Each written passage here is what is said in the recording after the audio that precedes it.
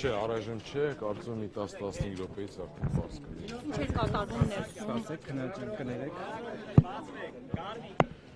Իրավական ընթացակարգ եղադրանք առաջադրվեց Ում ձեր Սրբազանը, Բագրատ Սրբազանն էր իմ պաշտպանյալը եւ պարոն Խուդոյանի, խնդրում եմ եկեք պարոն Խուդոյան, մեր երկուսով ստանձնել ենք Սրբազանի պաշտպանությունը։ Պարզ է, որ անհասկանալի է, ավելի շատ լավ հասկանալի է ինչ է կատարվում, հերթական քաղաքական հետապնդումն է, որը ունի, կարծում եմ, էական լուրջ նպատակ պարզացնելու ընդդիմությանը, թույլատնելու ընդդիմությանը, ձեռնարկելու բոլոր ակտիվ գործիչներին, թե ինչ նպատակով ժամանակը ցույց կտա, կարծում նպատակներից մեկը կլինի եկեղեցու վրա արդեն ավելի ուժեղ ոտնձգումը,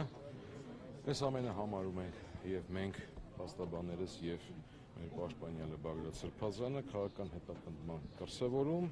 Ձայնագրություններ են հրապարակել, գնդակահարել, մի քանիսին փակել, բնաջնջել, այս ձայնագրությունները։ Ես անկեղծ ասած, տեսեք, այսպիսի մի խտրական իրավիճակում ենք հայտնվել մեր փաստաբանական խումբս, մենք շատ բաներ իմանում ենք Civic Aim-ից եւ այնտեղ ներսում կարդալով եւ մեզ արգելվում է որոշակի նախաքննական գաղտնիքից ելնելով որոշակի լուրեր ձեզ։ Այսինքն նախաքննական մարմինը կոնկրետ լրատվամիջոցը հայտարարություններ տարածում են, բայց փաստաբաններին արգելվում է։ Այո, հենց դա եմ ասում, որ շատ անարդար իրավիճակում ենք մենք, ոչ հավասար պայմաններ է կարելի ասել,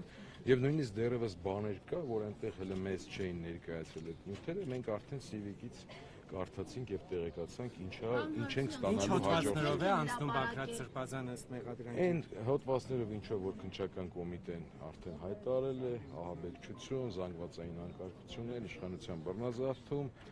ծիծաղելի հոդվածներ, տվյալ դեպքում հաշվի առնելով անձանց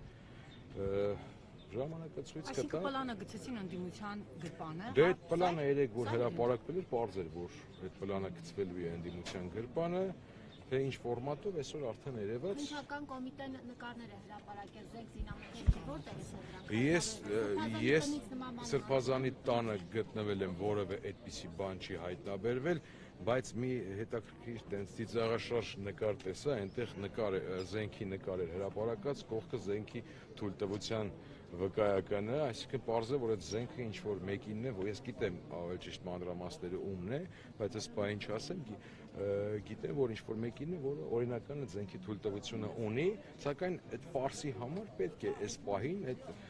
անաչառ դիտորդի մոտ ազդեցություն գործելու համար տարածել այս նկարը, որ տեսեք զենք զինամթերք, ծիծաղելի է այդ ամենը, էլի։ Պարոն Հարությունյան,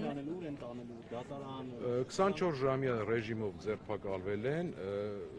24 ժամվա ընթացքում պետք է տանեն դատարան, կալանքի միջնորդություն է ներկայացվելու։ Սրբազանին կալանավորել։ Այո, կարծում եմ հենց առաջնային իրենց գերխնդիրը, բացի հասարակության մոտ այսպիսի